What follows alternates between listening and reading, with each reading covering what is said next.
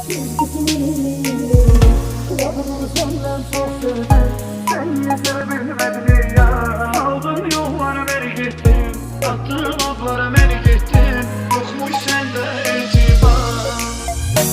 Özgesi ben yüreğim verdi, ya da biri senden çok sevdi, sen niye sevebilmedin ya? Saldın yollara beni gittin, attığın adlara beni gittin. Yokmuş sende itibar. Nece kıydın bize ey yar, niye oldun belə qəddar? Yokluğuna dözmürlər. Danışırdım özümle geceler, düşünürdüm her şey düzeler. Tenha bırakmaz bir kayda. Bir daha sevə bilməyəcəm mən, kəsilmişəm sevgiyə düşmən. Sevgini mənə çox gördün sən. Bir daha sevebilmeyeceğim ben, kesilmişem sevgiye düşmem. Sevgini mənə çok gördün sen.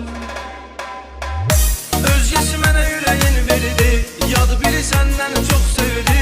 Sən niyə sevə bilmədin ey